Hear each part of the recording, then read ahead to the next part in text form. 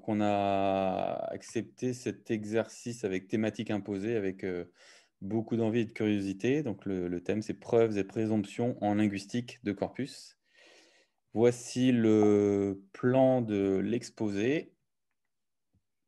Donc, on va partir de quelques définitions très simples pour ensuite présenter la méthode, le domaine d'étude qui est la linguistique de corpus, comment celle-ci utilise les données et les preuves. On ira ensuite sur une partie discussion sur les limites supposées de la linguistique de corpus et Sylvain présentera quelques études de cas sur la syntaxe de corpus et la typologie. Sylvain, est-ce que tu veux dire, est-ce que tu veux présenter un peu plus précisément ce que seront les études de cas? Non, c'est bon, non, non, Ok, on verra à la fin, oui. très bien. Donc, l'idée de partir, vu que la thématique, c'est un exercice de thématique imposé, c'est de partir de définition pour essayer de voir un petit peu ce qu'on peut en faire. Donc, avec Sylvain, quand on a réfléchi, on s'est dit que preuves et présomptions, c'était une thématique qui pouvait avoir plusieurs, comment dire, qui pouvait s'inscrire dans plusieurs disciplines, et notamment donc, le droit et les sciences. Mais on est parti, on s'est douté que la définition d'origine venait du droit. Donc, on est allé chercher deux définitions. Donc, dans l'Encyclopédia Universalis des preuves, donc vous avez la définition de la preuve en haut, la définition de la présomption en bas de cette diapositive. La définition de la preuve au niveau judiciaire pose pas tant de problèmes que ça, au sens où on cherche à démontrer la vérité d'une proposition actuelle, c'est-à-dire d'un fait, considéré comme découlant d'une autre proposition déjà démontrée ou tenue pour telle. Donc ça, c'est dans le domaine judiciaire. Dans le domaine scientifique, on va plutôt, on va pas vraiment avoir, on peut avoir une méthode déductive, mais disons que ce qui vient immédiatement à l'esprit, c'est qu'on va essayer de découvrir une loi naturelle de manière à pouvoir prévoir, à pouvoir prédire, expliquer et prédire l'effet futur d'une future cause. D'accord. Donc ça, c'est la méthode dite inductive. Nous, en linguistique de corpus, il appartient de voir un petit peu sur quelle approche on se situe, sachant que les deux ne sont pas nécessairement exclusives. On n'a pas forcément, on va pas forcément, en linguistique de corpus et en linguistique en général, exclure l'une ou l'autre. La présomption, disons, c'est bien interrogé sur ce que pouvait vouloir dire la présomption. Parce que tout le monde connaît la présomption d'innocence, mais apparemment, quand on regarde dans le droit, la présomption d'innocence, la définition de présomption est plutôt, elle recouvre pas tout en fait. Donc la définition sur laquelle on s'est appuyé, c'était définition d'Yvan Barbin, conséquence que la loi ou le magistrat tire d'un fait connu à un fait inconnu. Donc, quand on est, j'imagine, n'étant pas spécialiste de droit, s'il y a des spécialistes de droit parmi vous, je m'inclinerai devant votre définition. Mais telle qu'on l'a comprise, c'est on va utiliser du connu pour l'étendre à de l'inconnu. Et ça, c'est quelque chose qui, alors, même si ce n'est pas la définition exacte, pour nous, ça fait sens. Donc, on a utilisé ça comme définition opératoire. Et c'est quelque chose qui est très pertinent en linguistique de corpus, comme on le montrera. Donc, la linguistique de corpus, serait bien de savoir, de connaître son contexte d'émergence. Et la linguistique de corpus, même si on va dire que ce n'était pas nécessairement l'élan initial, très très vite, elle s'est accompagnée d'une remise en cause de l'introspection. Donc, quand vous êtes linguiste, vous, par opposition par exemple à d'autres domaines connexes comme la grammaire, quand vous êtes linguiste, vous travaillez sur un matériau linguistique et l'observation de ce matériau linguistique va vous amener à faire des conclusions quant à la faculté de langage. D'accord. Tous les linguistes partagent à minima ce but, cet objectif qui consiste à décrire, expliquer la faculté de langage. En dépit de ce but commun, on a plusieurs approches. On a des approches qui vont présupposer une compétence linguistique et qui vont essayer ensuite, dans un second temps, de l'étayer, de la confirmer par l'observation d'énoncés. D'autres approches vont avoir le cheminement inverse, c'est-à-dire qu'elles vont partir d'une observation des énoncés, et à partir de cette observation des énoncés, elle va en déduire des règles et ces règles ils vont les faire correspondre à la faculté de langage. Donc là, ici, je n'ai pas mis de nom, je n'ai pas mis de théorie, j'ai mis deux grandes traditions méthodologiques en linguistique, la tradition dite top-down, qui va s'opposer, du moins méthodologiquement, à la tradition dite bottom-up. Donc, qu'est-ce que la tradition top-down? C'est la première tradition que j'ai présentée tout à l'heure, c'est-à-dire on va considérer que ce sont les règles issues de la faculté de langage qui vont générer une infinité d'énoncés. Ici, en fait, ça renvoie, je m'excuse par avance auprès de mes collègues linguistes qui savent ça, voilà, c'est quelque chose d'assez basique, mais comme ici on est dans l'optique d'un séminaire pluridisciplinaire, je me permets de revenir sur ce point. Les règles ici, ça va correspondre en fait aux règles dites postulées par la grammaire générative. Ça va être en gros un ensemble abstrait, limité et de règles algébriques. Et grâce à cet ensemble limité de règles algébriques, on va pouvoir générer une infinité d'énoncés. Le mot important ici, c'est on va générer. Donc, c'est ce qui a donné naissance à la linguistique générative. Dans ce courant de la linguistique, les linguistes vont postuler des règles qui vont espérer être les plus universelles possibles et vont essayer d'instancier ces règles avec des exemples qui ont vraiment le statut d'exemple, qui seront des exemples construits. Et on considère dans ces cas-là que le ou la linguiste a recours à l'introspection. En d'autres termes, le ou la linguiste va construire des énoncés sans se préoccuper de savoir si l'énoncé peut être dit spontanément par des locuteurs ou des locutrices dans des conditions normales de communication. Ça va être des énoncés construits dont la priorité sera donnée à leur grammaticalité. Si un exemple est grammatical, il est possible, donc il va montrer que la règle s'applique. S'il est grammatical et qu'il n'est pas forcément naturel, peu importe, ça ne permet pas de remettre en doute la règle. Cette tradition a été dominante jusque... C'est assez difficile de donner des dates. Hein. Certains diraient qu'elle est toujours dominante dans le monde universitaire aujourd'hui. Elle a quand même été remise en cause petit à petit à partir des années 60-70 et a donné lieu à une tradition méthodologique qui procède en sens inverse. On dit qu'elle est bottom-up. Le bottom ici, c'est les énoncés tels qu'ils sont produits par des locutrices et des locuteurs en situation naturelle de conversation. Et de l'observation de ces énoncés, on va pouvoir déduire des règles. Et c'est uniquement par l'observation de ces énoncés qu'on va pouvoir déduire des règles. Donc ces règles vont être en prise avec le réel. Ce ne sont pas des énoncés qui sont construits, ce sont des énoncés dont on s'assure qu'ils sont authentiques. Et à partir de là, on va pouvoir créer, on va pouvoir estimer, on va pouvoir remonter à la grammaire mentale des locuteurs. Donc, si on estime que le linguiste ou la linguiste est un détective, la preuve, ça va être l'énoncé qui va permettre, la donnée va servir de preuve pour montrer l'existence d'une règle. C'est dans cette tradition qu'on a énormément recours au corpus, et c'est dans cette tradition que on trouve tous les linguistes qui ont vu les limites de l'introspection dans l'étude de la faculté de langage. Excuse-moi, Guillaume. Oui. Je t'interromps juste parce qu'il y a deux étudiants là qui voudraient que tu les acceptes. Ouais. Qui viennent de Teams. Plus que deux d'ailleurs. Ouais, il y en a deux qui ont écrit dans Teams. Ah, il y a Philippe qui arrive. Et Denis. Donc,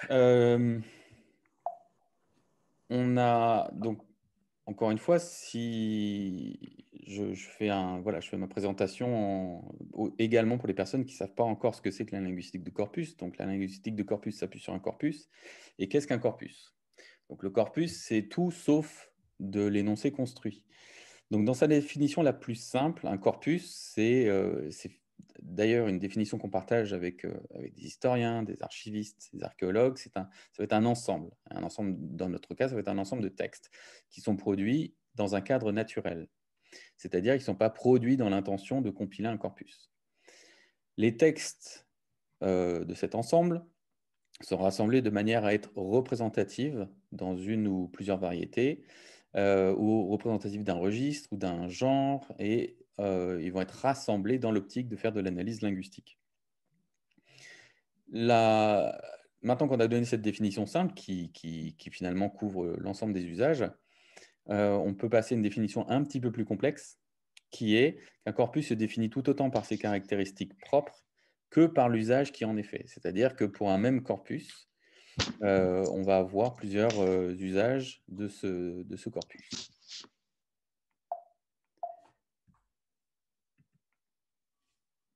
Alors, une caractéristique essentielle d'un corpus, c'est que c'est un échantillon.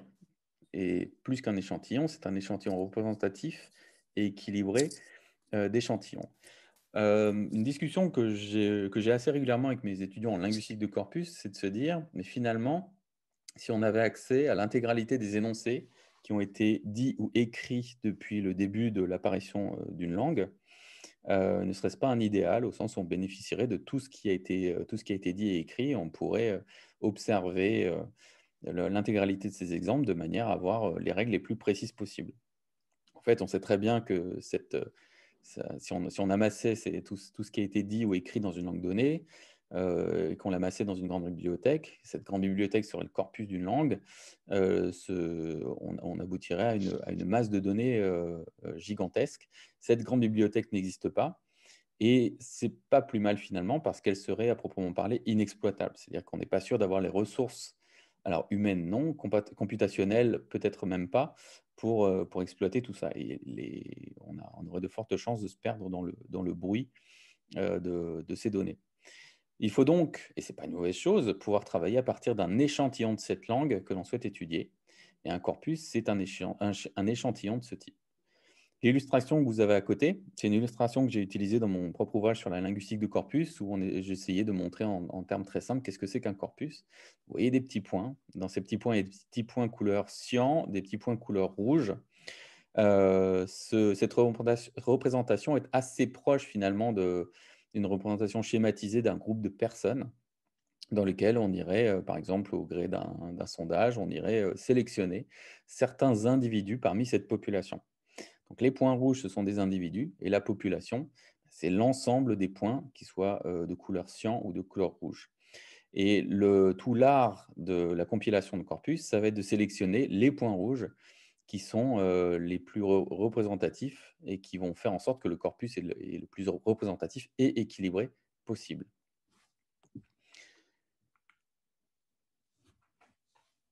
Donc, le corpus, c'est un échantillon, mais c'est aussi un échantillon d'échantillons.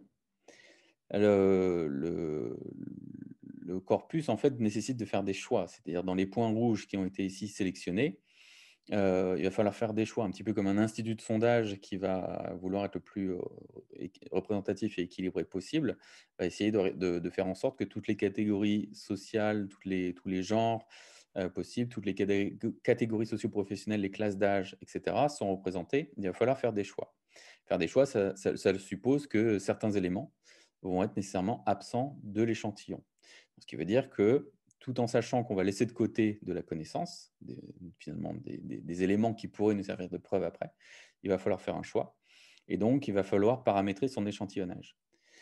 Donc, l'échantillonnage, le fait de réduire, finalement, de faire le choix de se passer de preuves potentielles pour en sélectionner d'autres, c'est en fait un atout, parce que la grande bibliothèque de tous les énoncés n'existe pas.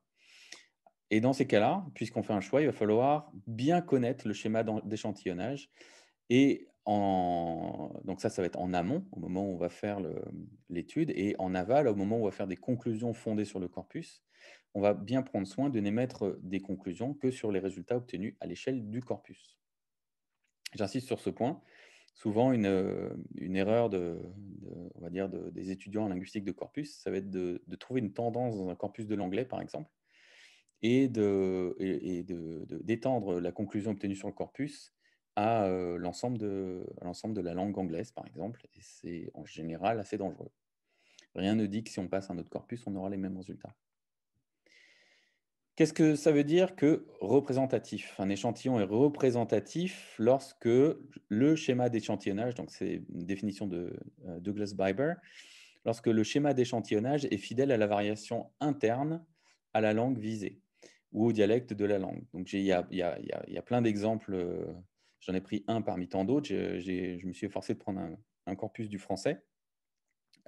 Ici, donc, c'est le corpus CFPP 2000, le corpus de français parlé parisien des années 2000, qui a été fait par l'université Paris 3 Sorbonne Nouvelle. Donc, comment dire, l'idéal aurait été de composer ce corpus pour avoir une idée du corpus de français parisien des années 2000. Il aurait fallu prendre des énoncés, réaliser des entretiens sur à peu près tous les arrondissements. Le corpus prend aussi, vous allez remarquer sur la petite carte, le corpus prend aussi des énoncés qui sont tirés de la petite couronne, donc de la proche banlieue de Paris. Et donc, vous voyez aussi que les entretiens ne sont pas nécessairement bien distribués sur l'ensemble de Paris et sa petite couronne. Il a fallu procéder à des choix. Et si vous avez une connaissance de la composition sociale de Paris, vous vous rendez compte que les arrondissements et les villes de la proche banlieue ont été choisis de manière à représenter plusieurs catégories socioprofessionnelles. Donc le choix a été fait et de manière à ce que la représentativité de Paris et de sa petite couronne soit respectée.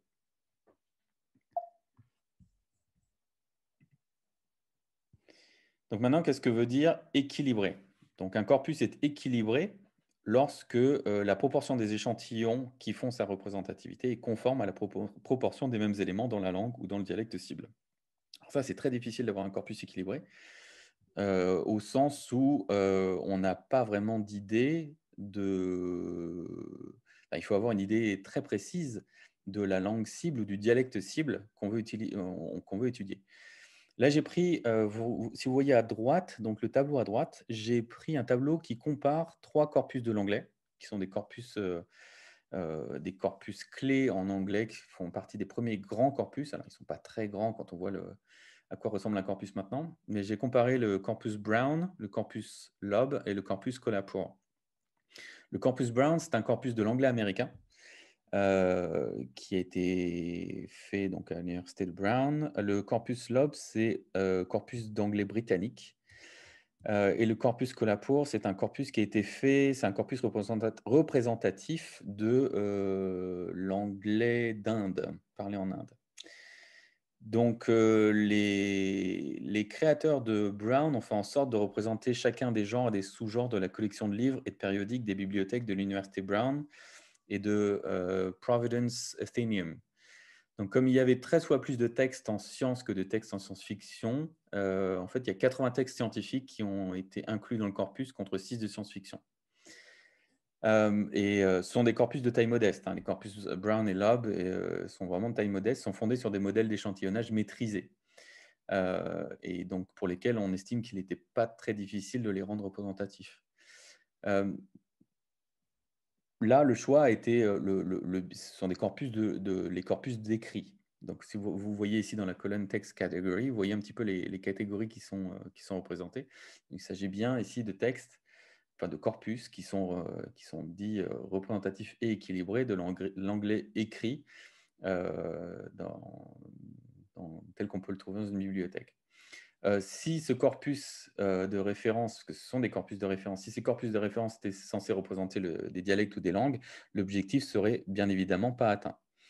Ce qui est intéressant, c'est que ce sont 3 équipes qui ont collaboré sur le même schéma d'échantillonnage. Donc, vous voyez ici la proportion, les chiffres que vous avez dans ce tableau.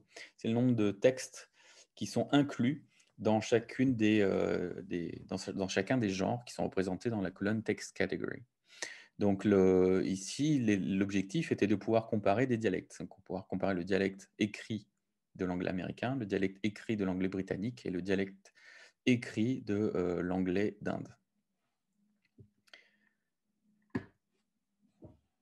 Maintenant, dans tout ce que je vous ai parlé jusqu'ici, c'est obtenir un échantillon d'échantillons représentatifs équilibrés. C'est très difficile à faire et en fait, c'est un idéal plus qu'une réalité. Aucun corpus ne peut prétendre à ça, même si certains sont présentés sous cette forme-là. Par exemple, le corpus de référence de l'anglais contemporain, c'est le British National Corpus qui se réclame comme étant représentatif et équilibré. C'est bien évidemment pas vrai, ne serait-ce que parce que la proportion d'écrit est beaucoup plus importante que la proportion d'anglais oral, et qu'on sait bien que dans la vraie vie, c'est plutôt l'inverse qui se produit. Donc, mais en tout cas, ce qui est bien, c'est d'avoir cet idéal en tête. En débit de cet idéal, on se rend compte qu'on a une grande variété de corpus. Là, ici, j'ai fait, pour les besoins d'une publication, j'avais fait un catalogue des grands corpus de l'anglais, les corpus de l'anglais qui sont le plus utilisés, et j'avais essayé de les caractériser. Donc, ces corpus sont à gauche du tableau, dans la colonne corpus, et vous voyez leur nom. Dans la deuxième colonne variété, vous avez ici le dialecte de l'anglais qui est représenté. Vous avez ensuite le type de corpus, s'il est général ou spécifique. Général, on va penser que ce corpus a été compilé de manière à être représentatif d'une langue ou d'un dialecte. Ou spécifique, ça va être un corpus qui va avoir un emploi spécifique. Si je prends un exemple, vous voyez un corpus très connu en anglais qui s'appelle Childs. C'est un corpus de transcription, d'enregistrement d'enfants. Donc, c'est un corpus qui va être utilisé dans une visée spécifique, c'est-à-dire notamment l'acquisition des langues. Vous allez ensuite avoir les informations pour savoir si le corpus est statique ou dynamique. Donc, s'il est dynamique, c'est un corpus qui va croître au fil du temps en fonction des ajouts qui sont faits. S'il est statique, c'est un projet qui est fermé, c'est un corpus qui ne bouge plus. Vous avez ensuite si l'emploi est synchronique ou diachronique. Vous avez le type de texte et de format qui est utilisé, sachant que les corpus les plus simples, c'est du texte écrit, mais il peut y avoir aussi, comme dans Childs, du texte écrit qui est aligné avec de l'audio et de la vidéo. Vous avez les différents modes qui sont représentés, parlé ou écrit, et vous avez la taille du corpus qui est quelque chose d'assez relatif et de subjectif, sachant qu'il y a 20 ans, un corpus de 100 millions de mots était considéré comme énorme. Maintenant, on est sur des milliards de mots, à l'échelle du milliard de mots. Donc, la taille absolue, en définitive, n'est pas si importante que ça, mais ça, on pourra en débattre. Donc, voilà ici une représentation graphique sous forme, donc à l'aide d'une analyse des correspondances multiples de tous ces corpus. J'espère que vous arrivez à lire. Mais le point important ici, c'est pas tant d'aller dans le détail des regroupements. Donc, c'est une analyse en clustering. Donc, ça veut dire deux points qui sont côte à côte. Ça veut dire qu'ils partagent des propriétés communes. Vous voyez, par exemple, en haut à gauche, des corpus qui vont être diachroniques. En haut à droite, vous avez le corpus Childs, qui est un corpus d'anglais d'acquisition. Vous avez tout en bas des corpus généraux, synchroniques. Voilà, donc je vous ai donné la référence si jamais vous voulez examiner le détail de ça. Tout ça pour dire qu'un corpus, c'est, en dépit de sa définition assez simple, c'est les schémas d'échantillonnage et l'usage qu'on en fait, ça va donner un paysage assez varié. J'ai parlé tout à l'heure de la typologie des usages. Donc, il y a plusieurs façons d'utiliser un corpus. Si on essaye de rester au niveau simple, au niveau le plus simple, on va distinguer trois types d'usages. Le premier type d'usage, c'est le corpus est une source pour le recueil d'exemples. Le deuxième type d'usage, ça va être une étape dans le cycle empirique. Et le troisième, c'est qu'on va considérer que le corpus, c'est une approximation, une modélisation de la compétence linguistique. Vous avez à droite une flèche qui indique l'importance du corpus dans la conceptualisation de la question de recherche. Vous voyez bien que si vous utilisez un corpus comme un dictionnaire, vous allez chercher un exemple savoureux, et ensuite vous allez vous allez retourner à votre étude, et puis vous allez appliquer de la théorie. Le corpus n'a pas une importance fondamentale dans la conceptualisation de votre objet de recherche. Par contre, si vous considérez que votre corpus est une approximation de la compétence linguistique, là, effectivement, le corpus va avoir un rôle très central dans l'élaboration de votre question de recherche. Donc, le corpus comme source pour recueil d'exemples, le corpus va avoir une valeur illustrative. Il va vous aider à trouver des exemples, voire des contre-exemples. Et c'est un usage qui va être privilégié, donc c'est un usage très qualitatif qui va être privilégié dans certaines disciplines comme l'ethnolinguistique, l'analyse de discours, l'étude des langues rares ou l'étude de phénomènes rares.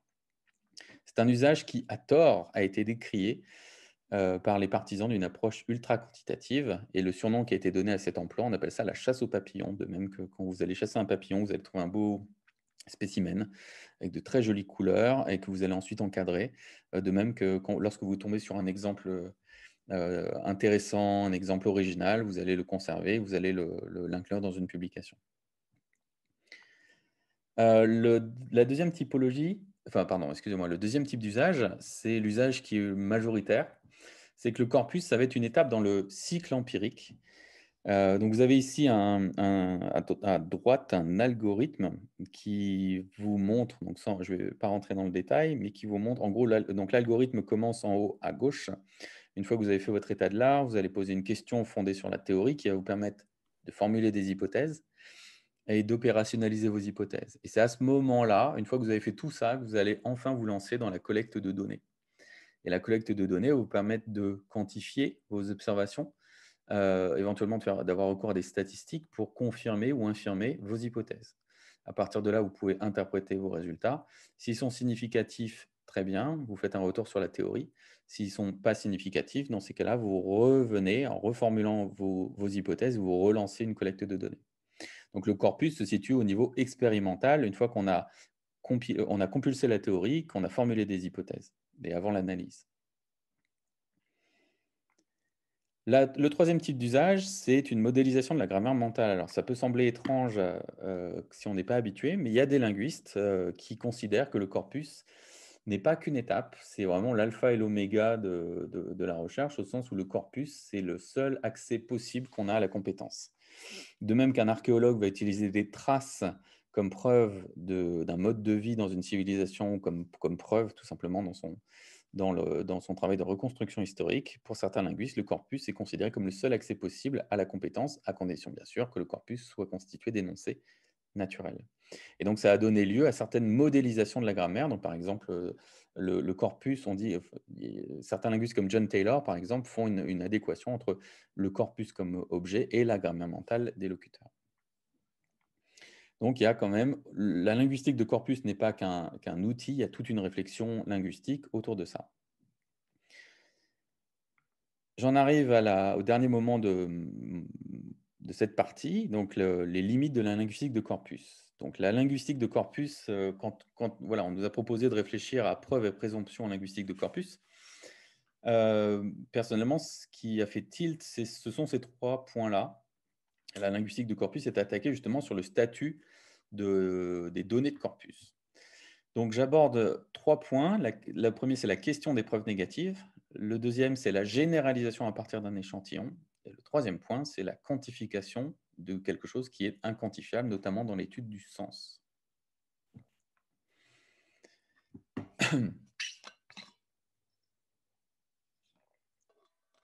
Donc, les corpus, en fait, alors, attendez, je ne vois pas si j'ai des messages. Si, il y a un message dans le chat.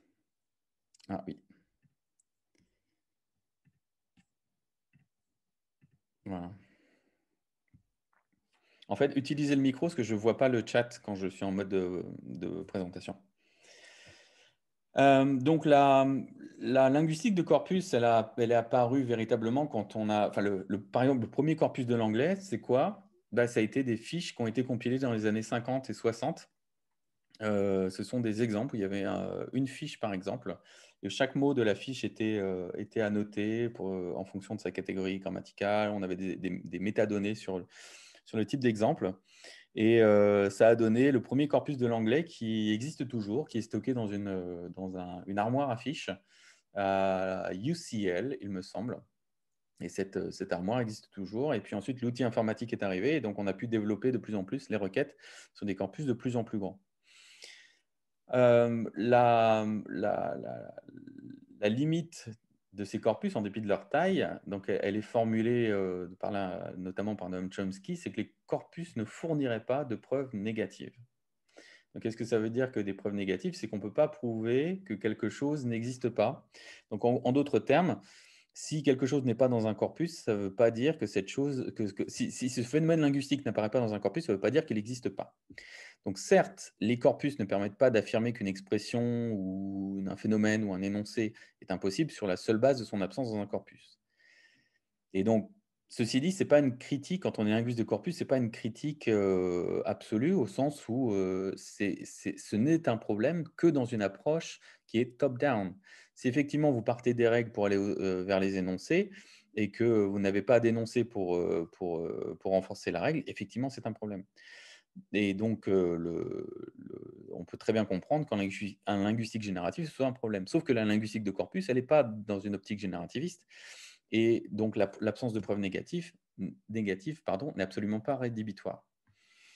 Donc, par exemple, si on prend les exemples 1 et 2 ici, he be working et he working. Donc, de l'absence de 1 ou 2 par exemple, dans un corpus d'anglais britannique, on ne conclura rien sur la grammaticalité de ces constructions. D'accord? Notamment parce que ce ne sont pas des constructions de l'anglais britannique, donc ce ne sera absolument pas surprenant. Par contre, ces deux constructions sont parfaitement attestées en African American Vernacular of English, en anglais afro-américain. Donc, leur absence dans le BNC n'indique rien quant à leur inacceptabilité. Le deuxième argument, c'est que la différence qualitative entre une forme non attestée et une forme rare est mince. Donc, on est ici sur du continuum, c'est-à-dire que même si on voit une forme qui est attestée en corpus, et imaginons sur un corpus de 100 millions de mots, on voit un phénomène, on travaille sur un phénomène linguistique. On voit que ce phénomène est réalisé à hauteur de fréquence de 2 ou 3. On ne va pas pour autant dire que cette forme-là est très ancrée dans la compétence linguistique. On va plutôt avoir une approche, mais on ne va pas la rejeter pour autant, vu qu'on a trouvé une preuve de son existence.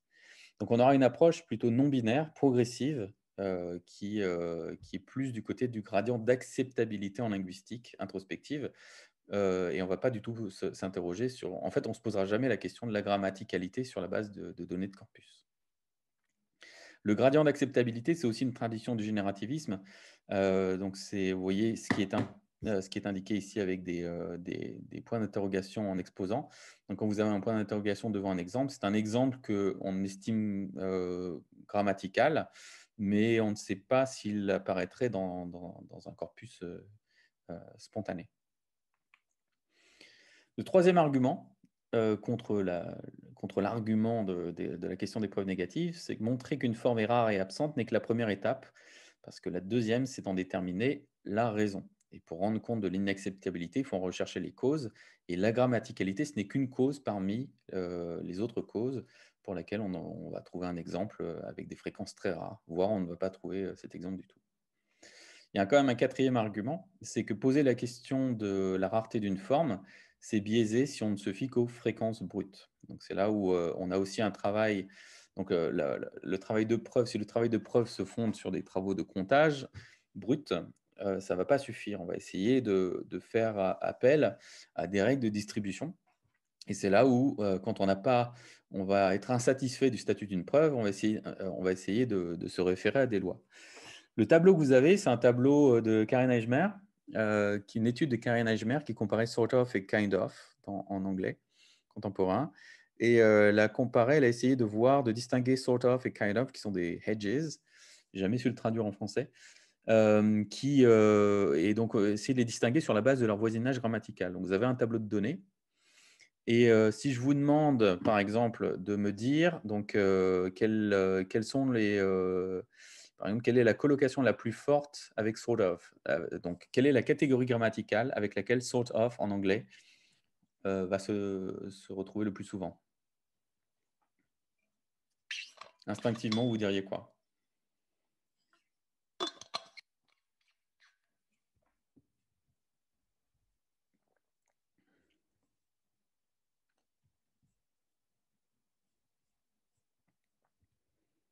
Ok, pas grand-chose. Donc, ce serait en fait, si vous regardez les chiffres, les fréquences brutes, vous voyez ici que sort of apparaît 302 fois avec un groupe nominal. Donc, on peut se dire que sort of va avoir une valeur prépositionnelle vis-à-vis d'un groupe nominal. Donc, ça, c'est si on se fie aux données brutes.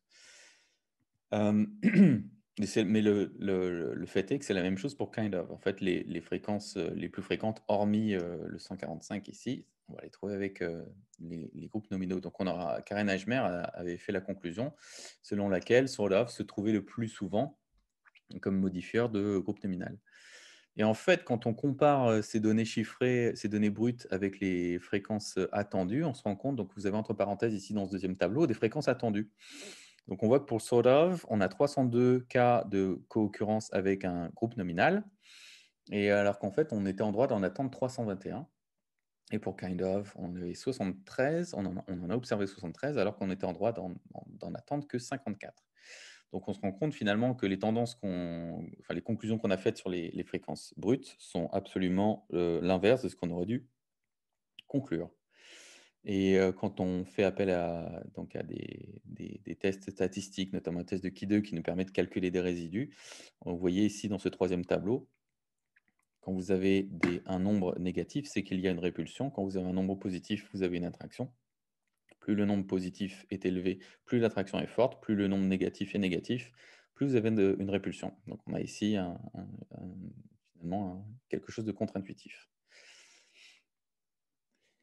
Je passe au deuxième point. Donc, comment généraliser à partir d'un échantillon? Je l'ai dit tout à l'heure, la taille d'un corpus est relative. Vous avez ici je ne reviens pas sur le détail, mais vous avez des corpus qui peuvent aller jusqu'à 2,8 voire 13 milliards de mots, les corpus qui est en bas. Donc, on a ici, on pourrait se dire, plus notre corpus est grand, plus nos résultats vont être meilleurs. Et en fait, plus un corpus est grand, plus c'est effectivement, c'est vrai, plus un corpus est grand, plus on a de chances de trouver des formes rares. Vous voyez ici, la courbe que vous avez, c'est une courbe dite Zipfienne, qui correspond en fait à… Donc, vous avez sur l'axe des abscisses, vous avez les types de mots qu'on va trouver dans le corpus, et vous avez les fréquences qui sont sur l'axe des ordonnées. Donc, on se rend compte que quel que soit l'échantillon de langue naturelle, à partir d'une certaine taille, vous allez avoir cette courbe-là, c'est-à-dire une courbe caractérisée par un petit nombre de types fréquents et un grand nombre de types rares. Mais en augmentant la taille du corpus, vous étendez la queue de la courbe et la probabilité d'observer des phénomènes rares. Et plus que la taille, en fait, c'est l'échantillonnage qui fait la qualité du corpus. Donc, c'est sur la base de l'échantillon que le linguiste pourra espérer généraliser les résultats obtenus à un registre, un dialecte, voire une langue. J'en reviens à Chomsky, encore une fois. Donc, en 2004, il y a un entretien qui a été publié où il mettait à mal la généralisation des résultats fondés sur les investigations en corpus. Je me souviens très bien du jour où j'ai lu ça. Donc ça commence bien. Corpus linguistics, donc la linguistique de corpus ne veut absolument rien dire. C'est comme si en physique ou en chimie, on décidait de se passer des expérimentations et qu'à la place, on allait faire des enregistrements vidéo de ce qui se passe dans le monde. On réunit tous ces enregistrements et puis peut-être qu'on va aboutir à des généralisations. Eh bien, en fait, les sciences ne font pas ça. C'est une attaque très franche, très dure contre la linguistique de corpus par Chomsky. Donc, on peut le comprendre parce que pour Chomsky, en fait, la linguistique n'a pas vocation à rendre compte des énoncés, elle a pour vocation de rendre compte de ce qu'on appelle le high language, c'est-à-dire la compétence interne du langage. Et non, donc c'est-à-dire, on parle bien des principes mathématiques et abstraits, et on ne parle pas de la langue, ce qui justifie la comparaison avec les sciences physiques et la chimie. Donc, ces sciences font référence à des lois immuables qui sont aisément exportables à l'ensemble de l'univers.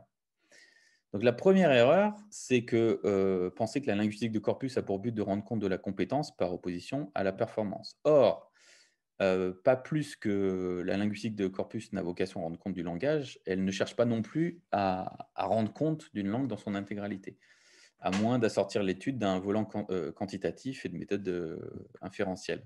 Mais la généralisation des résultats à la langue représentée par le corpus, ça relève toujours de l'acte de foi.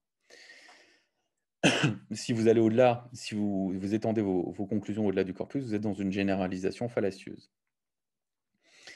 La deuxième erreur de Chomsky, c'est de n'aborder qu'un aspect des sciences physiques et de la chimie, c'est l'expérimentation. Et ce qu'il oublie, c'est que l'observation est aussi une composante essentielle des sciences dures.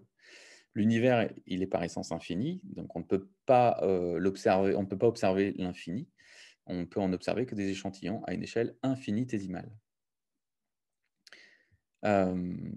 Donc la réponse, c'est que les corpus n'invitent pas à de l'expérimentation, mais à l'observation.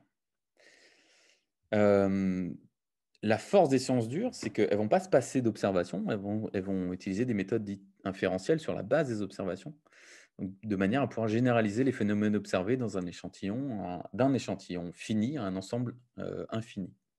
Et ces méthodes inférentielles sont tout aussi applicables et les bienvenues en linguistique de corpus, comme j'ai pu le montrer avec mon collègue mathématicien Antoine Chambaz en 2015.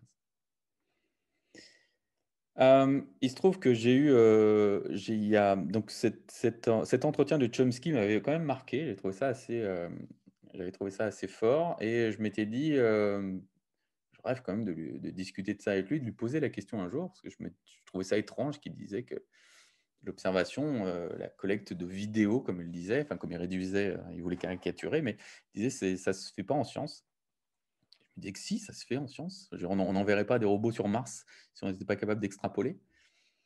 Je m'étais promis un jour de lui poser la question, mais bon, c'était un peu je me dis, jamais ça se passera. Et en fait, en 2016, le 24 novembre 2016, Chomsky est venu donner une conférence en linguistique à la BNF. Donc, c'était une aubaine, une double aubaine d'ailleurs, parce qu'il venait parler de linguistique, ce qui est assez rare maintenant. Et j'ai pu lui poser la question. Je lui avais dit, donc j'ai lu votre entretien, vous avez dit que la linguistique de corpus, ça ne veut rien dire, etc., que les sciences ne font pas ça. Mais quid de l'inférence? Donc, vous avez ici, donc je lui ai posé la question. J'ai coupé dans la vidéo le moment où je pose la question, parce que je ne supporte pas de m'entendre. Mais vous avez, donc normalement, la vidéo est calée au moment où on l'entend. J'aimerais vous demander, s'il vous plaît, si vous entendez le son, parce qu'on n'a pas eu l'occasion de faire un test. Donc voilà, je vais vous passer sa réponse et si vous n'entendez pas, dites-le moi, s'il vous plaît. Could the recent research in causal inference yield some of these results? Is that the question? It is the question, and in fact, the link between a sample and the inference we make from a sample. The inference from samples? Yeah, that's what corpus linguistics is about, and that's what some physics is about. Yeah. It's virtually impossible. First of all, there's no results, but you can see in advance why there are not going to be any results. So take any of the cases that I mentioned, starting, let's say, with word meaning. Okay, let's start with river, since I mentioned that. The properties of river that I mentioned, which are known to every child and are universal among languages, cannot be derived from analysis of data because the child has no data, none. For the things I mentioned, there's just no data. Take structure dependence.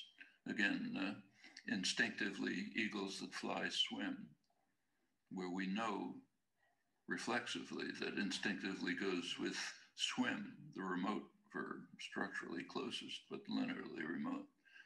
There's no evidence for that, no empirical evidence, and children know it as soon as we can test them, age 3. How can you get that from analysis of data? And it goes on like that. One example that I mentioned is kind of striking. Charles Yang's recent observation that children typically, if any child knows the inflectional paradigms, they get that very quickly, but they don't hear them. They hear only parts of them. Statistically, it's extremely unlikely that somebody will have heard the full paradigm. Things just aren't that frequent, you know. Anywhere you look, it turns out that what's known is not accessible by analysis, by pure analysis of data. Of course, data does something. Like data tells you that in English it's river, but not in French. You know, Saussurean arbitrariness, as it's called. Yeah, that's totally arbitrary, almost totally arbitrary.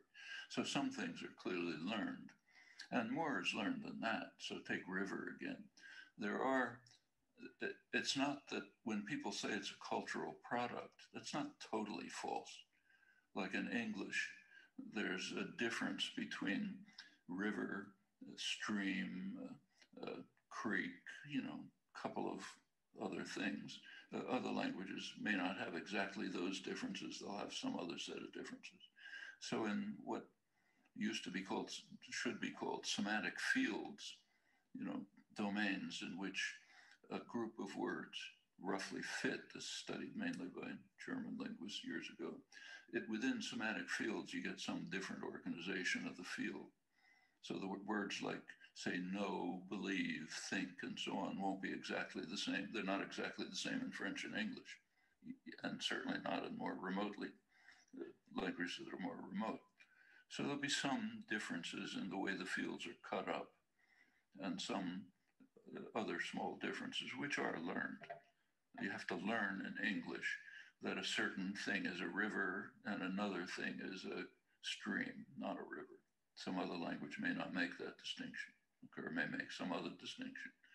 Similarly, you have to, in simple cases like, say, color words, there are some universals, but there are languages which just don't have, say, the same, even the same richness of color words that we do, and other languages have even richer ones, okay? But it turns out that the people who don't have the words nevertheless have the conceptual structure. Now, this was shown by Ken Hale pretty strikingly in some papers back in the 1970s in studying a wide range of Australian Aboriginal languages. So there are many languages in which you don't have number words beyond, say, 2, 3, 4. But it turns out that the people have all the concepts. They may not have the word 5, but they can show things like this, okay? They may not have the word red, but they can say blood-like, so they have other ways of doing it. And in fact, it turns out he argued, these are what he calls cultural gaps, that the cultural gaps are exhibited in choice of words, but they apparently don't show up in the conceptual systems. Voilà, donc c'est ce qui s'appelle de la réponse. La réponse, aussi intéressante soit-elle, de Chomsky, comment dire, elle est. J'étais un peu resté sur ma faim au sens où je m'attendais à ce type de réponse, ce qui était normal finalement, au sens où voilà, le linguiste doit travailler sur comment dire, la capacité, donc cet ensemble fini de règles algébriques, et celui-ci n'est absolument pas accessible, il n'est pas visible en fait. Donc, selon lui, en fait, les mots, les énoncés ne donnent pas, de corpus ne donnent pas accès à la structure conceptuelle, car certains concepts sont connus et pas nécessairement encodés sous la forme d'un mot dédié. Donc, en d'autres termes, l'usage qu'on peut avoir dans les corpus, dont on peut témoigner dans les corpus, ne peut pas donner accès à la compétence. Alors, la réponse qu'on pourrait donner, c'est que ce n'est pas parce qu'un concept n'est pas lexicalisé qu'il ne peut pas être exprimé verbalement. Et même si un concept n'est pas lexicalisé, les linguistes du corpus en fait, peuvent toujours espérer le saisir indirectement. Bon, l'extrait était un peu long. Le troisième point, j'ai bientôt fini, la linguistique, donc c'est quantifier l'inquantifiable. Donc la linguistique de corpus quantitative est souvent critiquée par rapport aux prétentions de la quantification. Et on lui reproche notamment d'employer des méthodes trop objectives pour capturer ce qui n'est pas à la portée, ce qui n'est à la portée que du regard expert du linguiste, par exemple le sens. Et c'est comment dire, c'est un reproche partiellement justifié. Il a une certaine justification, car une fois décontextualisés de leur source et recontextualisés dans un ensemble souvent hétérogène, les membres de discours perdent leur cohésion discursive, c'est vrai. Mais le fait est qu'on ne peut exploiter un corpus sans avoir défini une hypothèse de recherche et avoir une idée claire quant à comment on va l'opérationnaliser, comment on va la traduire de manière à pouvoir capturer un phénomène qui n'est pas saisissable normalement. Et c'est une fois qu'on a fait cette hypothèse et qu'on a opérationnalisé l'hypothèse de recherche qu'on a formulée, qu'il devient possible de l'extraire, de le quantifier et de l'interpréter. Je garde un œil sur la montre et en fait, j'avais prévu une transition, mais je vais, avec l'accord de Sylvain, je vais donner la parole à Sylvain.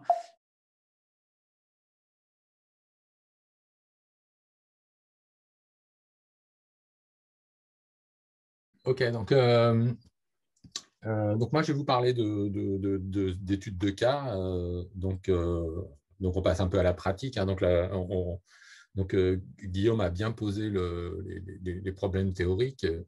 Et puis, bon, on va voir que quand on veut étudier un phénomène particulier, eh bien, il faut s'adapter aux données dont on dispose. Et donc, je vais vous montrer un exemple de problème qu'on s'est posé en syntaxe, un problème classique en syntaxe. Donc, ce problème, c'est le problème de la récursivité. On va encore parler de Chomsky. Hein. Ce n'est pas qu'on soit des grands fans de Chomsky, mais comme il a eu une très grosse influence sur la linguistique de la deuxième moitié du XXe siècle, beaucoup de choses se sont construites soit avec Chomsky, soit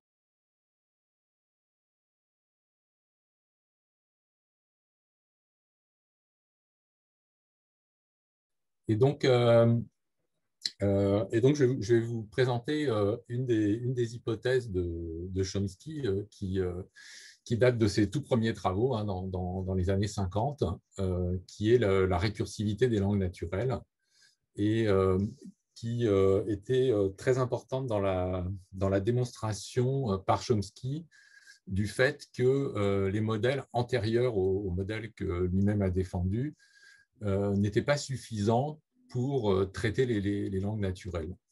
Et donc, l'idée, c'était que les langues ont une propriété de récursivité et qu'on doit être capable de gérer ce problème de récursivité, et plus précisément ce qu'on appelle la récursivité des enchâssements centraux. Alors, voilà ce qu'on appelle la récursivité. C'est le fait qu'à l'intérieur d'une construction, vous trouvez une construction du même type. Donc, un exemple typique en français, c'est celui des relatives. Donc là, je vous ai donné un exemple. Hein, le chien que la dame promène est agressif. Vous avez donc un groupe nominal qui est le chien que la dame promène. Et à l'intérieur de ce groupe nominal, vous avez un autre groupe nominal qui est la dame. Et donc, vous êtes parti d'un groupe nominal et à l'intérieur, vous avez retrouvé un groupe nominal. Et donc, ça veut dire que vous êtes sur un même type de construction.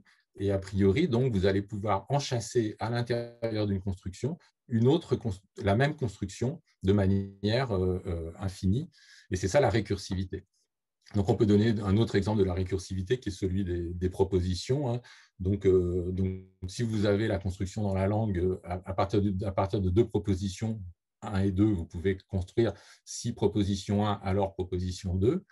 Donc, vous construisez une proposition dans laquelle vous avez 2 propositions qui sont enchâssées, dont une qui est un enchâssement central. Donc, ce qu'on appelle un enchâssement central, c'est quand on a du matériel à gauche et à droite de la construction. Alors, justement, si je reprends mon exemple, hein, le chien que la dame promène est agressif. Hein, donc, j'ai mon premier groupe nominal là, que j'ai représenté en rouge. Et puis, à l'intérieur de mon groupe nominal rouge, j'ai un groupe nominal là, que je représente en bleu. Et donc, ça, c'est mon enchâssement central. Et donc, maintenant, je vais vous montrer comment on peut itérer ce processus. Donc, vous avez donc le chien que la dame promène est agressif. Et donc, maintenant, vous pouvez rajouter à l'intérieur de ce groupe nominal la dame, une relative. Et donc, vous allez venir enchasser une relative au centre d'une autre relative. Donc, de toute façon, c'est pareil, hein, puisque à l'intérieur des groupes nominaux, vous avez des relatives. Donc, vous avez de l'enchâssement de groupes nominaux dans les groupes nominaux et vous avez donc de l'enchâssement de relatives dans les relatives. Et donc, à l'intérieur de cette relative, vous avez de nouveau un groupe nominal qui est le monsieur. Et maintenant, vous pouvez venir mettre une relative sur ce groupe nominal et vous faites un nouvel enchâssement. Alors, vous voyez ce qui se passe, c'est que donc la première phrase, déjà, elle n'est pas géniale. Hein, le chien que la dame promène est agressif. Mais si vous passez à la deuxième, le chien que la dame à qui le monsieur parle promène est agressif, c'est à la limite de ce qu'on est capable de comprendre. Et maintenant, si vous prenez la troisième, hein, le chien que la dame à qui le monsieur qui habite au-dessus de chez moi parle, promène, est agressif, c'est complètement incompréhensible. Donc, on a dépassé nos capacités de compréhension et nos capacités d'analyse de la structure de cette phrase. Alors, justement, un des problèmes qu'a soulevé tout à l'heure Guillaume, c'est qu'est-ce qu'on a prouvé ici? C'est-à-dire, est-ce qu'on a prouvé que c'est un problème de grammaire ou est-ce que c'est un problème de sémantique? Est-ce que la phrase est trop compliquée, elle exprime un sens trop complexe pour qu'on arrive à le saisir? En fait, on peut montrer que c'est vraiment un phénomène dû à la construction syntaxique parce que si au lieu de faire des enchâssements centraux, vous faites des enchâssements latéraux, c'est-à-dire que vous vous arrangez pour que, au lieu de venir toujours mettre une relative au milieu d'une autre relative, vous venez mettre la relative toujours à la périphérie de votre première construction. Eh bien, vous avez une phrase qui devient absolument facile à analyser. Hein. Donc, si je vous le fais comme ça, hein, donc il est agressif, le chien que promène la dame à qui parle le monsieur qui habite au-dessus de chez moi.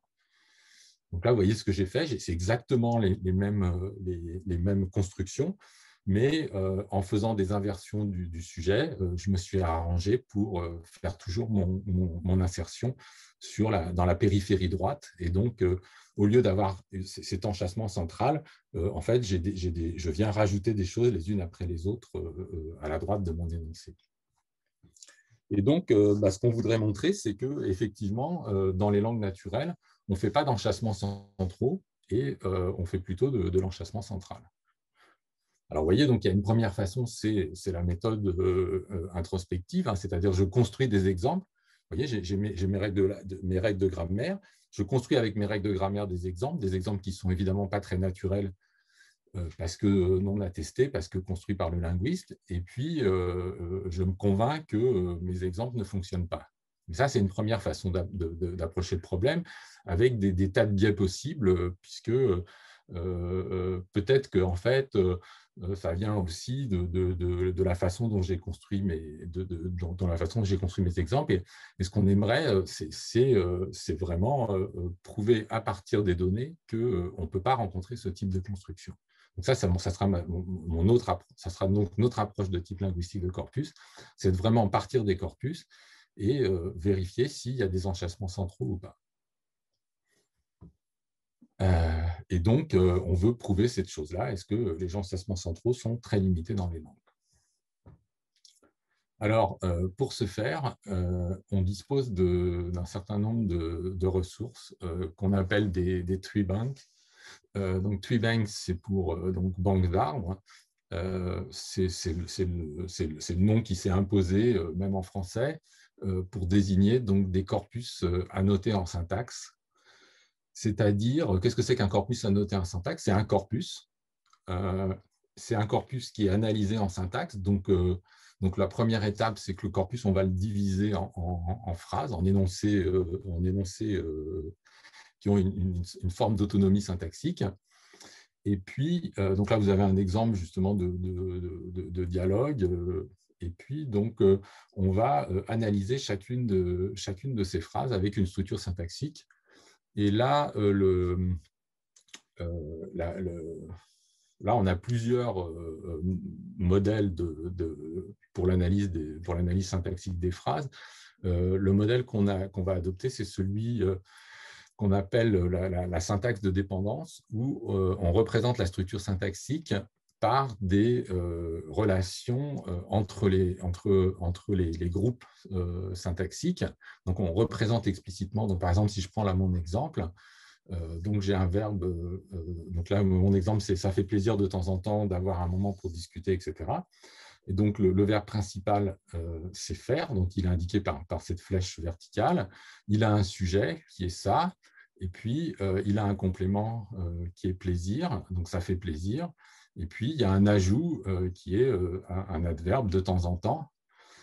Et puis, il y a un plaisir lui-même a un dépendant qui est d'avoir un moment pour discuter.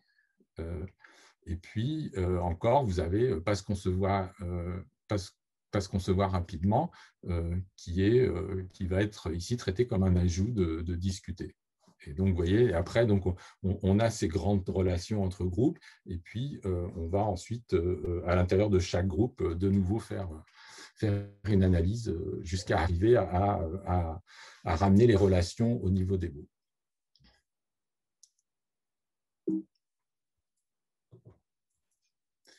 Alors, aujourd'hui, on dispose de collections de corpus annotés en syntaxe de cette manière, et notamment une collection qui s'appelle Universal Dependencies, donc qui est un projet international auquel participent plusieurs centaines d'équipes,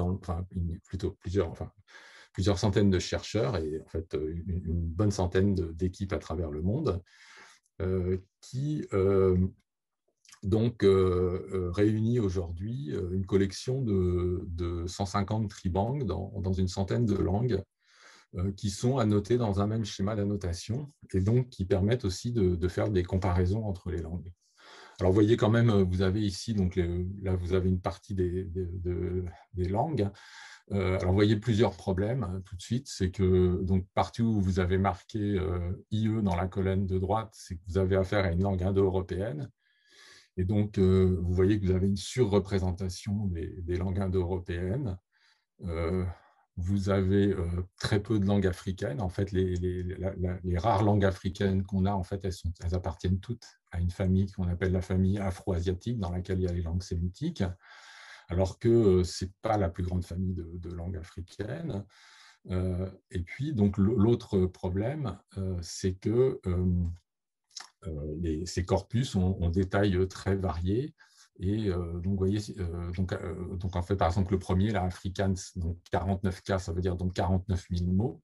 49 000 mots, pour vous donner une idée, ça correspond à peu près à 4 heures d'enregistrement, 4 heures de parole. Vous voyez, le deuxième, il fait 400 000, le troisième, il fait 1 million de mots, mais le quatrième, celui du Bambara, qui justement serait une langue qui nous intéresse beaucoup parce que c'est une langue africaine qui appartient à une famille pour laquelle on a très peu de ressources, ben là, on a un tout petit corpus qui fait moins de 1000 mots. Donc ça, c'est le premier problème auquel on est confronté, donc c'est qu'on n'a pas ce corpus idéal dont parlait Guillaume tout à l'heure, qui serait équilibré et qui aurait une forme de représentativité de la diversité des langues. Mais bon, on a ça, on va prendre ça. Voilà, donc ça je vous ai déjà montré donc comment est fait un tribanque.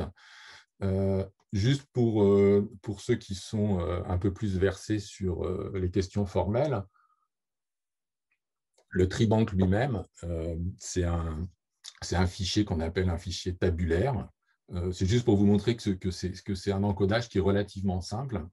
Donc, c'est juste, donc vous avez la phrase ici qui est ici en bas, là, donc ben, c'est moi qui les ai payés. Vous avez une interface donc, qui, à partir de ce tableau, va vous produire un diagramme. Mais c'est juste pour vous montrer que la structure derrière est assez simple et donc assez facile à manipuler. Et donc, on va pouvoir faire plein de calculs dessus. Donc, en 2 mots, comment c'est encodé, bah, vous avez 8 mots dans cette phrase donc, qui sont numérotés de 1 à 8. Et donc, voilà vos 8 mots. Vous allez pouvoir donner sur chacun de ces mots des informations, donc par exemple les catégories des différents mots de la phrase. Et puis, la structure d'arbre, elle est indiquée ici dans cette colonne, en indiquant en fait pour chaque mot quel est son gouverneur. Donc le verbe principal. En fait, c'est une analyse un peu bizarre que je ne vais pas détailler, mais en fait, c'est moi qui a été choisi comme l'élément principal de la phrase. Et donc, vous voyez, donc, les 3 premiers mots, 1, 2, 3, ils dépendent du mot 4. Donc, c'est ce qui est indiqué dans cette colonne. Alors que les derniers mots, eux, ils dépendent du 8e mot. Voilà, donc maintenant, on a cette structure. Donc, c'est ces tribanques. Et donc, à partir de ces tribanques, on va pouvoir faire beaucoup de choses. Et en fait, c'est devenu un peu notre outil de base pour les linguistes de corpus qui font de la syntaxe et de la grammaire. Donc, c'est à partir de ce type de ressources qu'on va écrire des grammaires. C'est à partir de ces ressources qu'on va essayer de valider nos hypothèses. Et donc, c'est ce que je vais vous faire, c'est ce que je vais faire pour cette question de la récursivité. Et puis, c'est des ressources qui sont très exploitées aussi en traitement automatique des langues, puisque à partir de ces corpus à noter, on va pouvoir apprendre des outils qui sont capables de reproduire ces structures et qu'on appelle des parseurs.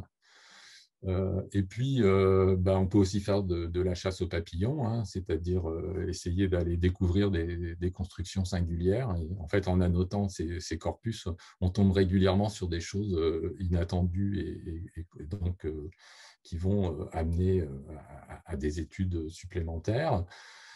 Un autre avantage aussi de ces corpus, c'est que ça nous donne tout de suite une analyse de la fréquence des constructions. Donc, par exemple, si vous posez la question en français, vous savez qu'en français, c'est possible dans certains cas de mettre le sujet après le verbe. Si vous vous posez la question, quel est le pourcentage de sujets inversés en français, eh bien, si vous n'avez pas ce type de ressources, vous aurez du mal à répondre à la question. Okay, alors que là, c'est très facile, vous interrogez le corpus, et puis vous voyez, il y a 2% de sujets inversés en français. Par contre, dans les relatives, il y en a 36%, etc. Et enfin, on verra donc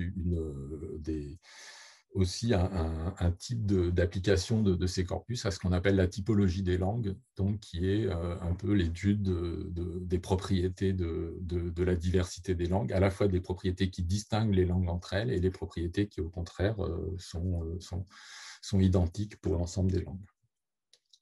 Alors, pour prouver mon hypothèse sur la récursivité, donc il faut que j'arrive à la traduire dans mon type de représentation. Et puis aussi, je voudrais essayer de comprendre, en fait, j'ai une idée derrière, c'est que j'ai aussi une idée de la raison pour laquelle on a cette contrainte sur l'auto-enchâssement centré.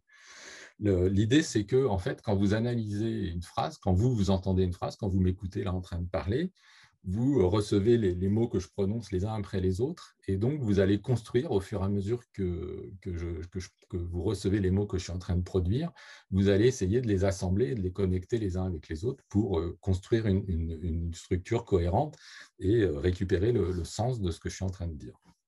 Et donc, l'idée, c'est que ça se passe comme ça, c'est-à-dire que vous allez petit à petit, au fur et à mesure que le flux de parole avance, vous allez au fur et à mesure vous faire l'analyse. Et donc, ça veut dire que vous allez, à chaque fois que vous allez traiter un mot, vous allez essayer de le relier avec les mots qui précèdent. Et donc, il va falloir que vous gardiez en mémoire un certain nombre de points d'accroche. C'est-à-dire que quand vous traitez un mot, vous vous posez toujours la question, mais à quoi je vais pouvoir le relier avant? Et donc, il y a une tenue en mémoire des mots qui ont déjà été traités et qui sont encore accessibles. Et l'hypothèse très ancienne, enfin ancienne, disons, de Miller, qui est qu'il y a des limites sur notre mémoire immédiate, sur notre mémoire de calcul, et que, grosso modo, on ne peut traiter que 7 plus ou moins 2 éléments à la fois. Alors, en fait, on a même revu depuis cette question de la mémoire immédiate, et maintenant, on est plutôt à l'idée qu'on a du mal à aller au-delà de 4 éléments. Je ne sais pas si vous connaissez les expériences de Miller, ce n'était pas du tout des expériences en linguistique, c'était des expériences avec des points qui apparaissaient sur un écran. Et donc, vous savez que si je vous montre 3-4 points pendant une fraction de seconde, vous allez tout de suite dire « oui, là, il y avait 3 points, là, il y avait 4 points ». Mais dès que j'arrive autour de 7, ça devient difficile vous n'avez pas cette reconnaissance immédiate du nombre d'éléments qu'on vous a montrés. Alors maintenant, j'ai mon flux de dépendance et en fait, dans mon flux de dépendance, j'ai différents types de configurations. J'ai des configurations en bouquet, c'est-à-dire où j'ai un mot qui est relié à plein d'autres mots. Et ce n'est pas les bouquets qui vont m'intéresser. En fait, les configurations qui vont m'intéresser, c'est les configurations où, dans mon flux de dépendance, j'ai plusieurs dépendances qui sont concomitantes. Donc, c'est ce qui est représenté par mon trait vertical rouge, c'est-à-dire qui, à un moment de mon traitement, vont être toutes en attente et qui lient des couples de mots qui sont disjoints les uns des autres. Okay, donc ça, c'est ce que j'appelle des dépendances disjointes, donc qui ne partagent aucun sommet.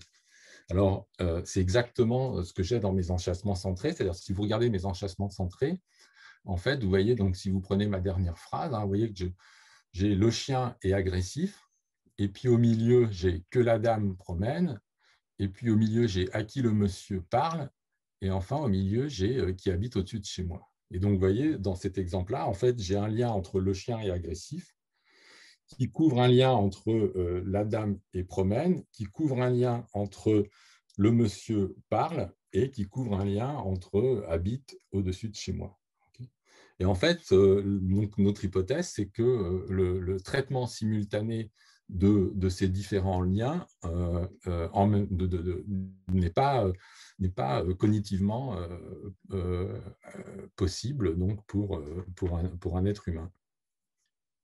Alors que si vous prenez le même exemple donc, où j'ai en fait produit mes relatives latéralement, vous voyez que là, je n'ai pas du tout la même configuration. Donc il est agressif le chien, promène la dame, parle le monsieur, habite au-dessus de chez moi, et vous voyez qu'en fait, mes 4 dépendances qui étaient simultanées tout à l'heure, maintenant, elles sont les unes après les autres, et donc, au niveau du traitement, ce n'est pas du tout pareil.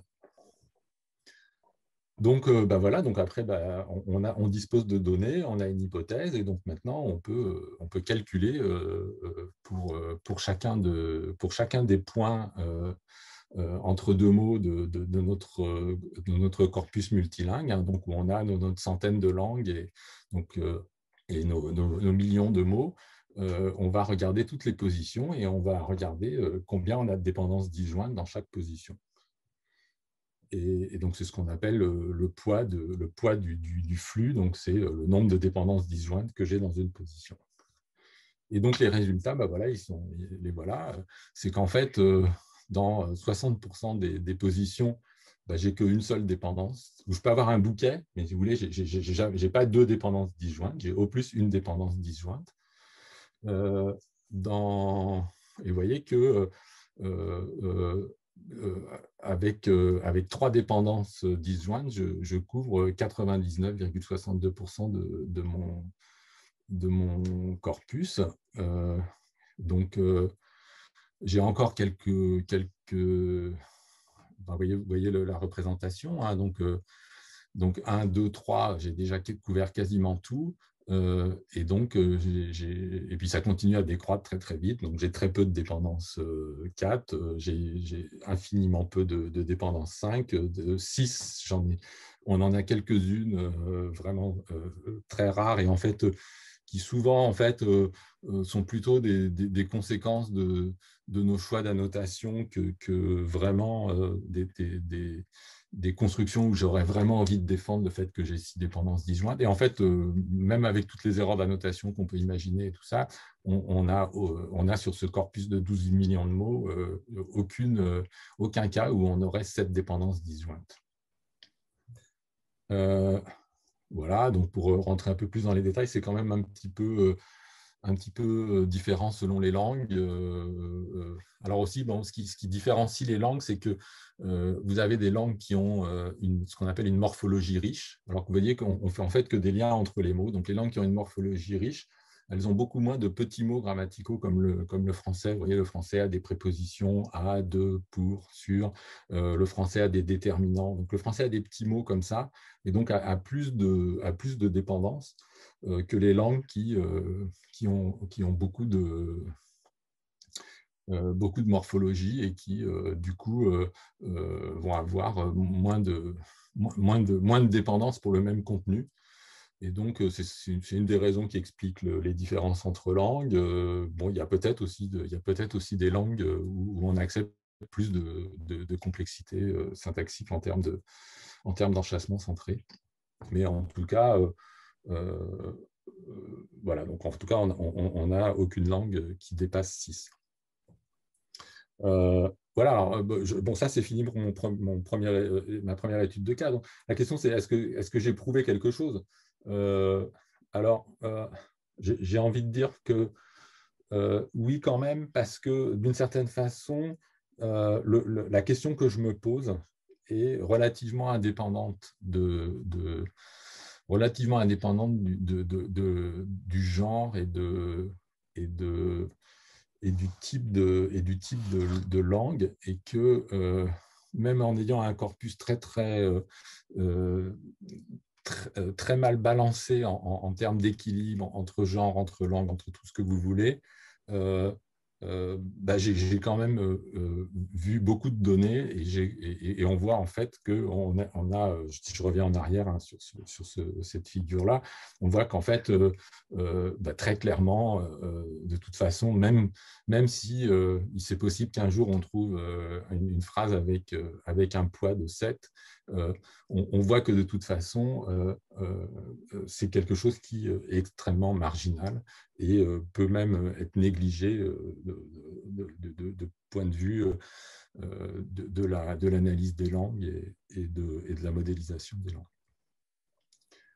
Je vais aller très vite parce que donc on est déjà pas mal en retard sur un autre type d'étude. Donc, puisqu'on dispose de cet échantillon de corpus analysé dans un grand nombre de langues, on peut s'amuser à vérifier un certain nombre de propriétés. Alors, voilà un exemple d'études assez célèbres qui sont les études de Joseph Greenberg des années 60 sur l'ordre des mots. Et donc, Joseph Greenberg a énoncé un grand nombre d'hypothèses qu'il appelle des universaux du langage, qui ont souvent cette forme implicative, c'est-à-dire si une langue vérifie une certaine propriété, alors elle vérifie aussi une autre propriété.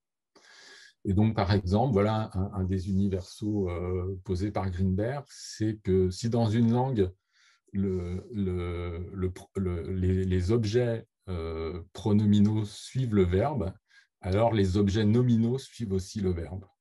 Okay, vous voyez, juste pour vous situer les choses, le français, c'est exactement un exemple de langue bizarre qui a toujours son objet pronominal qui est devant le verbe et son objet nominal qui est après le verbe. Donc, je regarde Marie, je la regarde. Et donc, ce que dit l'universal de Greenberg, c'est que vous n'avez pas de langue qui ferait exactement l'inverse du français, c'est-à-dire qui mettrait toujours l'objet nominal avant le verbe et l'objet pronominal après le verbe.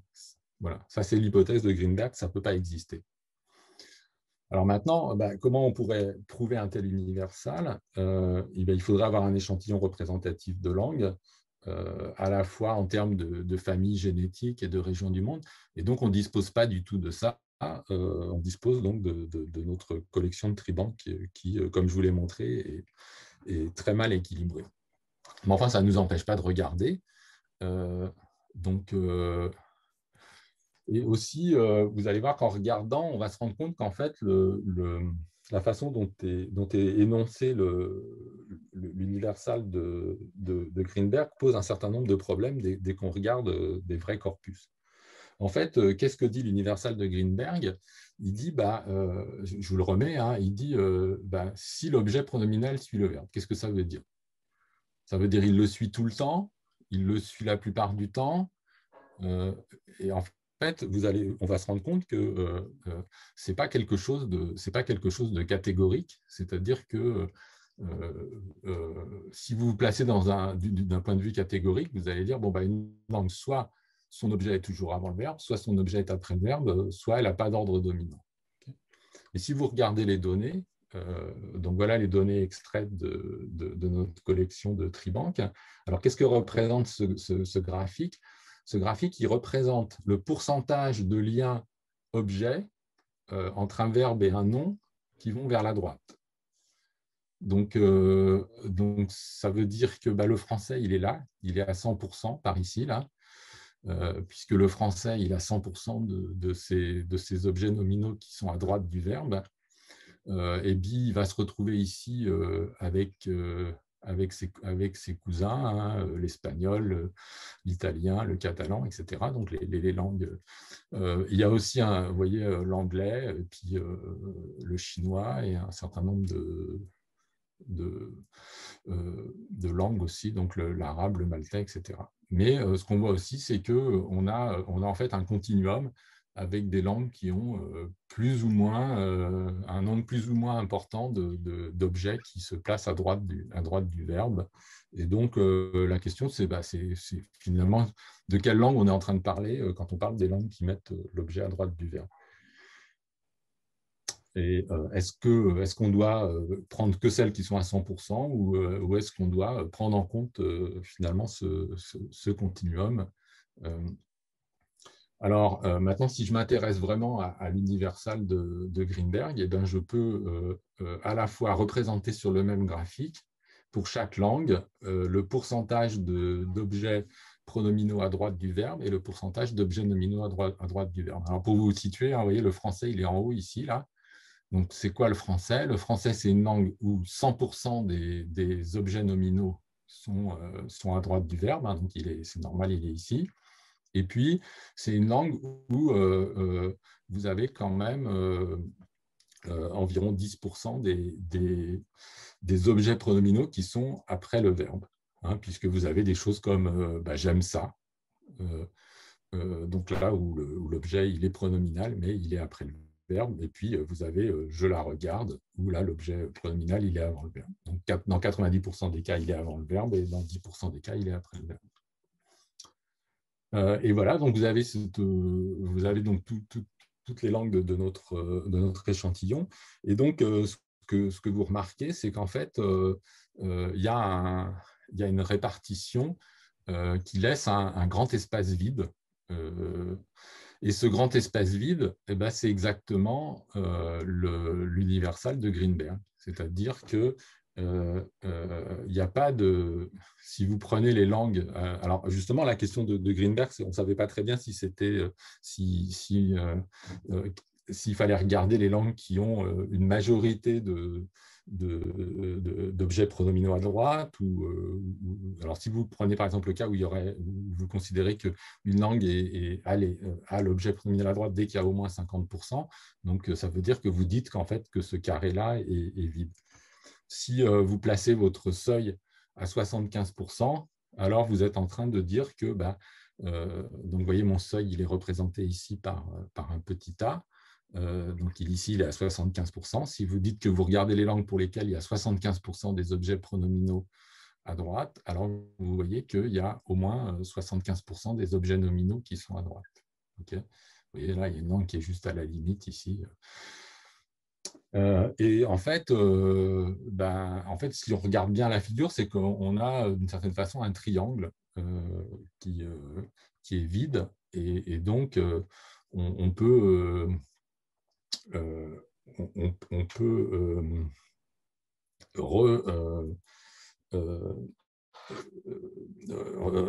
on peut redonner l'universal de Greenberg sous une forme quantitative qui dit que donc si le nombre d'objets pronominaux est supérieur au seuil A, alors le nombre d'objets nominaux est à droite du verbe est supérieur au même seuil. Okay, et donc ça donne cette représentation en triangle. Voilà, donc c'est juste pour dire qu'en voulant prouver l'universal de Greenberg, on obtient à la fois un résultat qui est plus précis parce que finalement, on a un résultat qui est quantitatif alors que la formulation de Greenberg était finalement relativement floue et qui d'une certaine façon est plus puissant parce qu'on dit des choses, en fait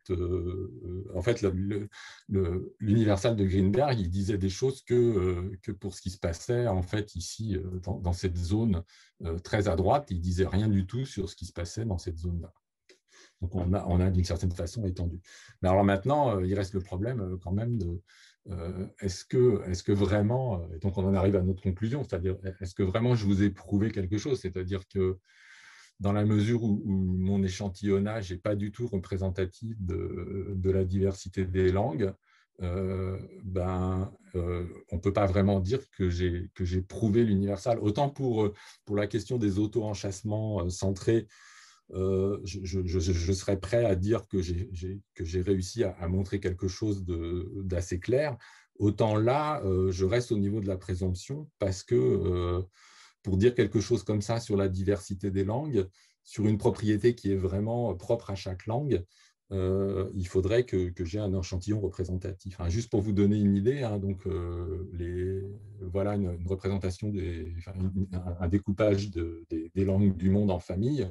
Donc, on a une trentaine de grandes familles. Hein, donc, l'indo-européen qui représente en fait près de la moitié des langues dans notre échantillon représente en fait même pas un 30e des langues du monde. Hein. Alors évidemment, en termes de répartition, pour des raisons historiques, les langues indo-européennes se retrouvent sur l'ensemble de la planète aujourd'hui, mais et sont les langues font partie des langues les plus parlées au monde, mais vous avez donc d'autres familles de langues avec des concentrations énormes. Hein. Donc vous avez des zones ici. Donc par exemple ici vous avez la Papouasie-Nouvelle-Guinée où vous avez 2000 langues. Ici au Nigeria, dans un seul pays, vous avez plus de 500 langues, etc. Au Mexique, vous avez encore une cinquantaine de langues, etc. Donc voilà les limites de notre étude et les limites de la linguistique de corpus. Donc on ne peut dire que ce que les corpus nous permettent de dire. Voilà, on va arrêter là-dessus. Et donc, voilà notre bibliographie. Et si vous souhaitez qu'on vous donne nos transparents, il n'y a aucun problème. Voilà, on a terminé. Donc, si vous avez des questions.